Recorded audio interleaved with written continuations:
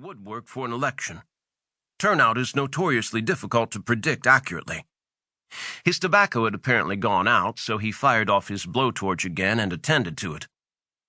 Almost all the polls said Hinton had a comfortable lead, and the media took them as gospel, even though unbiased observation showed that Vaughn Conyer was riding a groundswell of public approval that had carried him through the primaries against 15 seasoned politicians.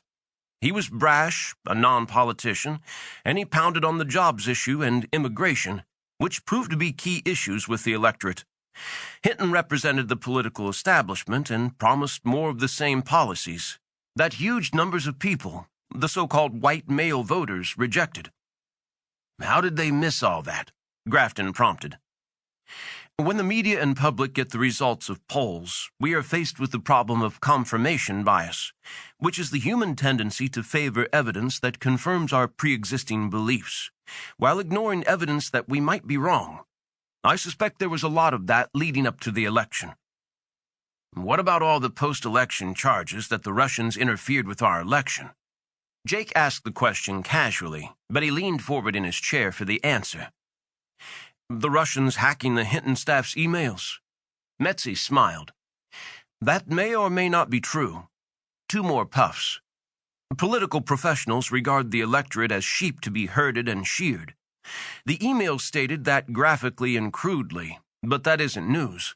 Elections aren't held in a vacuum. Everyone influences an election by the things they say and don't say. The world isn't static, and the news cycle rolls on relentlessly like a giant asphalt roller. People comment at home, at work, on social occasions all the time. Also now on social media. All these things, or any one of them, can cause people who aren't firmly committed to change their minds right up until they fill out the ballot. Jake took a tiny sip of cognac, and holding the glass between his hands to warm it, asked, "When you were looking over the election results, do you get any little suspicion that there might have been some fraud?" The professor smiled, sipped cognac, and puffed contentedly. "The term honest election is an oxymoron," he said. "Election fraud or voter fraud, call it what you will, is as old as elections and is everywhere, ubiquitous. Public office is a plum that often provides a large salary, prestige, influence, the opportunity for graft, and of course the ultimate aphrodisiac, power. Not everyone who runs for office is a scallywag, but many of them are, so a lot of brains are always trying to game the system." Metzi went on between sips of cognac and leisurely puffs on his pipe. Slipping money to politicians was a practice as old as the pyramids, he explained. Yet even if illegal, it was not election fraud. Plain and simple, election fraud meant attempting to steal an election by allowing ineligible people to vote, miscounting the votes, buying votes, or by some other method. The smaller and poorer the voting district, the greater the temptation and opportunity for a politician to give the electorate a dishonest nudge his way. In the old days, politicians stayed in power in poor countries for generations by buying votes for a half pint of whiskey.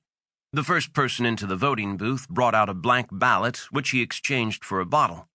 The second man took the marked ballot inside and put it in the box, and brought his blank ballot out to trade for a bottle, and so on.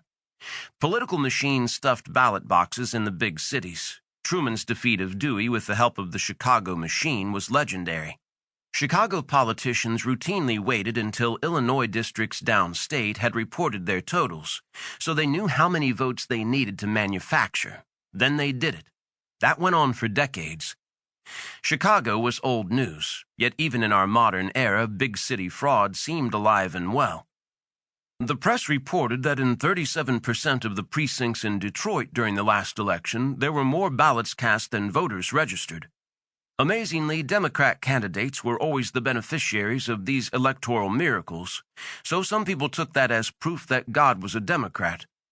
Grafton smiled, which was apparently the response Metzi wanted. In 1993, the Pennsylvania Attorney General charged a state Senate winner with vote fraud, and a judge overturned the election and gave his seat to his Republican challenger.